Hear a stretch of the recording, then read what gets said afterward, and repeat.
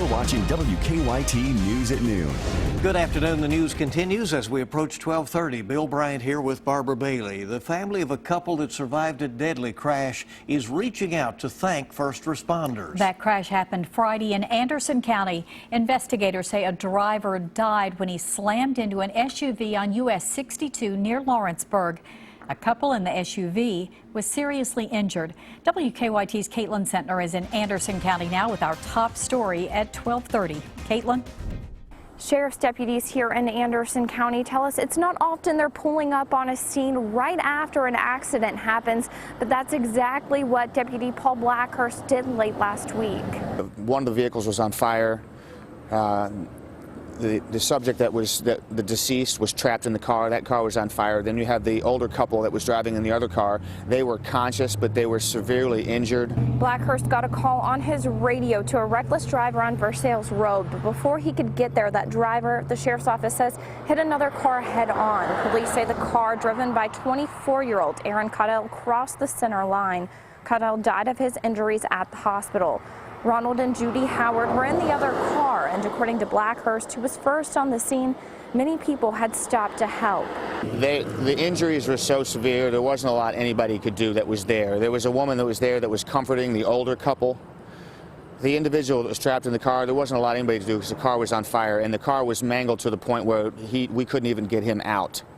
There was some people there helping with traffic. There was an individual that grabbed a garden hose from a yard across the street and started to bring that towards the fire. Now, the Howards do have family living in the area, but family that's living in Alabama wrote a letter to the editor at the Anderson News thanking those first responders as well as the people who stopped by to help, and those people right now still remain a mystery. In Anderson County, Caitlin Sentner, WKYT. Now, the Howards suffered serious injuries but are recovering. Lexington police are providing extra security today for some city workers after a threat came in.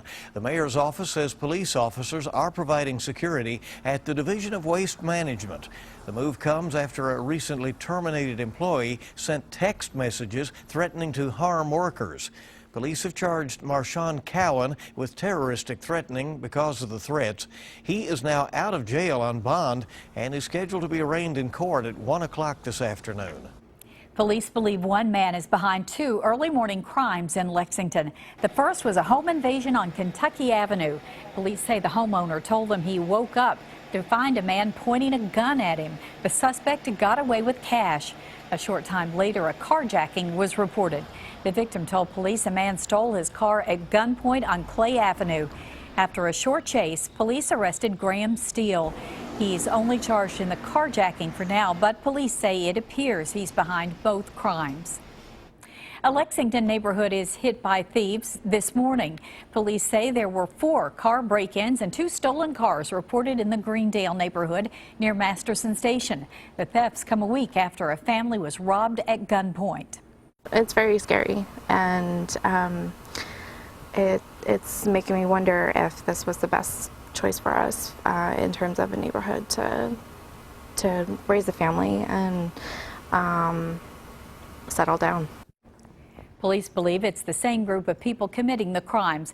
They also believe the thieves could be using a special device that can unlock OnStar cards. Nicholasville police are alerting people about a terrifying scam there in Jessamine County. Police tell us that a father recently received a phone call that his daughter had been kidnapped. The callers then demanded a ransom. Police say the father eventually realized it was a hoax. And police say the callers are likely international and probably learned information about the family from social media. Fire investigators are still trying to determine what has caused a massive fire in Metcalfe County. The fire destroyed a nightclub near Edmonton. The club is called Scott's City Limits. It took several fire departments hours to get the fire under control. They've been there throughout the morning. No word yet of any criminal investigation going on, but the club is owned by Kevin Gentry. He is in jail accused of trying to hire someone to commit murder. The car of a missing Fort Campbell soldier has been found in Nashville. The Army says Shadow McClain has been missing since she did not show up for duty September 6th. Police found her car in a private parking lot near downtown Nashville yesterday. Investigators with the U.S. Army are now asking the public for tips to help find the missing woman. A slight chance of rain over the next couple of days. It looks like a wet weekend could be on the way, though. Let's go to WKYT meteorologist Micah Harris in our First Alert Weather Center with a look at the forecast. Yeah, and we're looking west of us, we're looking north of us, and we do have a few showers here and there. Nothing that's going to rain out a parade. Now, as we travel off into your afternoon, if there is an area that I could see maybe a passing shower or rumble of thunder, I would say west and northwest, that is your best bet. So heading off into the rest of the day, there's really no issue whatsoever. Temperatures will be there in the mid-80s. It's basically going to be what we've been going through the past, I would say 2 to 3 days, is mid-80s and then mostly dry conditions. And our yards need it. The sprinklers will be going once again later on this evening for your neighbors and probably your yard. And so most of us are going to stay dry heading out to the ball fields later on this evening. No problems at 87 degrees. Into the evening looks pretty good. If you're heading out to eat, sitting out on the patios, I don't see any problems with that either. I actually feel quite nice.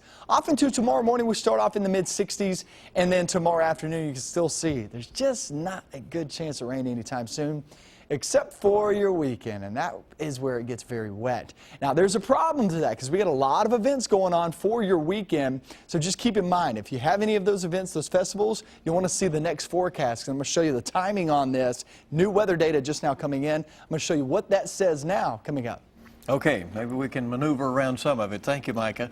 The southeastern U.S. is getting a soaking today thanks to Tropical Storm Julia. Some areas of Georgia and the Carolinas could see almost a foot of rain. That is a lot of water. The storm is historic for another reason. David Begnaud has the latest from St. Simons Island, Georgia. Tropical Storm Julia made history in Florida overnight. It is the first named storm to form over land in state history. Packing maximum winds of 40 miles per hour with gusts of 55, Julia caused minor structural damage, like at this gas station near Mayport in northeast Florida. The real threat could be rain, lots of it. Up to 10 inches of rain is expected to cause flash flooding along the Georgia and South Carolina coastlines. The storm is expected to weaken today, but should remain basically stationary through the end of the week. David Begnaud, CBS News, St. Simons Island, Georgia. Julia is expected to be downgraded to a tropical depression later today. Hundreds of thousands of people have visited a biblical attraction in northern Kentucky since its grand opening. The Ark Encounter in Grant County opened up in early July. And since then, Answers in Genesis says more than 300,000 guests have come to see the life-sized version of Noah's Ark. AIG says the Creation Museum, which it also runs, has seen a 75% boost in attendance as well. And they expect more than 1 million people will visit the Ark Encounter within the first year. Keep it here on WKYT. Household dust may cause more concern than just allergies. How toxic chemicals can end up in it in our Better Living Report in 5 minutes. Now, your hour-by-hour forecast with meteorologist Micah Harris. What a good-looking day, and honestly, what a good-looking week, right? I mean, we really haven't had much to worry about, and I don't see much to worry about today. Once again, heading out to maybe pick the kids up here in the next few hours. At the bus stop or at school, no issues. Roll the windows down, turn the radio off. Have a good rest of your day. Jackson looks pretty good in Breathitt County. Let's go into the rest of your afternoon, and you look northbound, and here comes some rain creeping closer to us, but I still don't see a lot of rain today. We're talking 20%. That's about it. The best chance north of I-64 into the northern zones. That is your best opportunity. Other than that, we're looking pretty good. Go off into your evening, and I still don't see much of an issue. A stray chance. That's about it. Go into the overnight hours and into tomorrow. Tomorrow, big festival going on. That's going to be the Blazing Bluegrass Festival down in Whitley City. That kicks off tomorrow down in McCreary County. That's far, far southern Kentucky. And you can obviously see it's going to be dry. Now, tomorrow's going to be dry for that festival. Off towards your Friday, it'll be mainly dry. I say mainly dry because there is a small chance of rain. Off into the weekend, looks very soggy. So if you have any festivals, if you have any events going on, and you're thinking, when do I jump at those? I would jump at them Thursday and Friday if you can, because the weekend looks pretty soggy. Now, it's not a complete washout, but there's a pretty good chance of rain. Like I was talking about, small chance there on Friday. Not a big issue. Could have a straight chance there during kickoff, but after that, it looks pretty good. For the most part, we are dry on your Friday. Hey, just tweet it to me. I get a lot of cool pictures as we go throughout the morning, sunrises, and then in the evening, some sunsets. This is a really, really nice sunrise there from J.C. Hall. This is out in Nicholasville in there in Jessamine County. Really, really neat shot there. Appreciate that, J.C. Hall out in Nicholasville. All right, here's your 7-day forecast. That was from Twitter, so send me those pictures. And any questions you have, I'd love to answer them about your weekend forecast. Bourbon County Secretariat Festival, that kicks off tomorrow, or rather Friday, into your weekend. Like I was saying, all of these events, you want to knock them out there on Friday or Thursday because the weekend just doesn't look all that good. Now, guys, I was talking about it earlier in the newscast that we're going to show you some new data, talk about some new data there for the weekend. You can see 60% chance of rain Saturday and Sunday. Still, as of right now, and this is five separate days of model runs, they're still saying afternoon, evening. All is the consensus is that. So that makes you have pretty good confidence. It's going to be later on in the day, which means those 5Ks in the mornings. The neighborhood yard sales, yeah, a lots lot of those going on. Absolutely. So you should be able to get that in as of right now. We'll see if that changes with the timing. But as of right now, it's afternoon, evening. It moves on in. But we'll revisit this topic yes, Thursday and Friday, won't yes, we? we will. Feeling we will. All right. Right. Keep watch on it. Micah, thank you so much. The dangers of household dust and why smoking may lead to heart failure. Kenneth Craig has details in this Better Living report. Smoking thickens the walls of the heart and reduces its ability to pump effectively, according to a new study published by the American Heart Association. Researchers tracked more than 4,500 older adults and say a thicker heart can lead to heart failure, even in people who don't have cardiovascular disease. European researchers say women who consume omega-3 fatty acids like those found in fish and flaxseed oil are at an increased risk of developing type 2 diabetes. The study involved more than 71,000 women over a 14-year period. Non-overweight women who consumed more than 1.6 grams of omega-3 acids per day had the highest risk. And 90% of household dust is filled with toxic chemicals, according to a new study from George Washington University. Researchers say phthalates, phenols, and flame-retardant chemicals originate from items like furniture and cleaning products. People can inhale, ingest, or absorb the chemicals through the skin. Young children who are crawling or playing on the floor face the highest risk. Those are some of the day's top health stories. Kenneth Craig, CBS News, New York. Coming next, if you own or work on a farm, you know the importance of safety. Next, we're talking with the State Agriculture Commissioner about the Farm Safety Program. Welcome back. Great to have you here on WKYT. It's a program that travels across the state to promote safety on Kentucky farms. Brian Quarles, Kentucky Agriculture Commissioner, is here to tell us more about the Farm Safety Program and other topics, too. Glad to have you here. Good to see you. Glad to be back. As we said, you put a lot of miles on the vehicles, don't you? You roll across the state. Big state fair we're just coming off of. Good attendance. We had a great state fair. It attracted Kentuckians from every county. Had over 550,000 people or so walk through the gates. It's always a good chance for us to talk about what's going on in agriculture. And September is harvest time across Kentucky. And we're encouraging Kentuckians to share the road as farmers are moving their equipment. It's unfortunate that farming is a hazardous occupation. On our farm, I've suffered 2 broken bones just working out on the farm. And it's still an industry that unfortunately has some fatalities. We had a fatality that was related to harvesting just this past weekend in Kentucky. And we still have about 14 fatalities a year. And so at the Department of Agriculture, we try to educate the public, educate our farmers about what we can do to help reduce that number. How do you go about that? But tell us more about the safety program. So we have a dedicated team of farm safety specialists, and we bring demonstration equipment to public parks, to school systems, to various agriculture events such as the State Fair or the Farm Machinery Show, where we replicate what a farm accident might happen, whether it be a rolled over tractor. 20 years ago we had 50 fatalities in Kentucky farming, and because of this demonstration and awareness, we're able to cut that down. We also go to school districts and we team up with local law enforcement, first responders to simulate what a car accident or an ATV accident may look like. A lot of times we'll have an air evacuation helicopter land on a football field, and we get the kids to actually play those people involved in the accident. And so we try to remind people about what safety needs and precautions they need to follow, not just around farm equipment, but around any moving vehicle. Right, because it can involve things that happen off of farms. So for instance, you have a lot of, occasionally you'll be going down the road and there's a tractor moving along very slowly. That's right. And we have to keep in mind in Kentucky. And I understand drivers get frustrated getting stuck behind a tractor, but actually, we've done some studies on this, and the average time a Kentuckian spends behind a tractor is the equivalent of one cycle of the lights at a red light stop. And so it's really not a whole lot of time.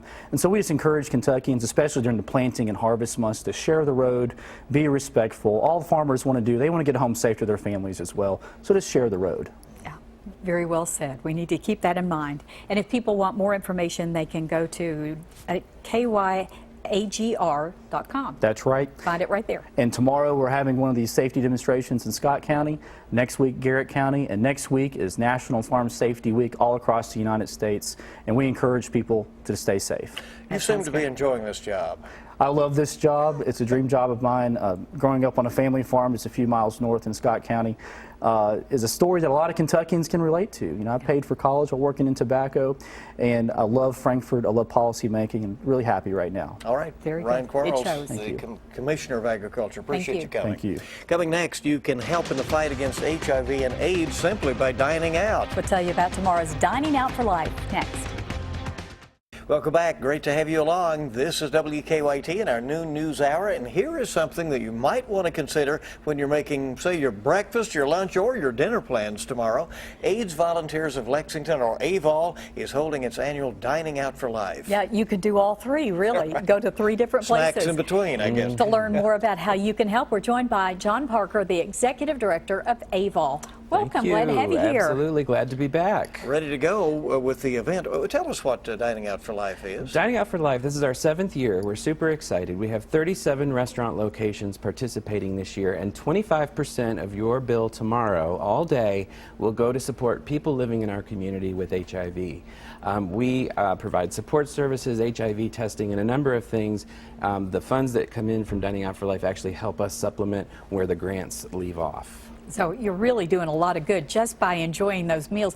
And you have a long list of restaurants, a lot more than last year. Yes, we had 24 last year, 37 this year. We're so blessed in Lexington to have generous restaurants who are willing to do this year after year, and we have some very wonderful new ones coming on board. Brew Burger, J. Render's, Southern Table, there's a number of them. It's all on the website for your planning, but it's an exciting day. Yeah, that's fun just to go down and look at all of them. And John, the deal is all you have to do is go and eat. You don't even have to say you're taking part in this fundraiser, right? You don't have to present a coupon. You just go. It's an opt-in, automatic.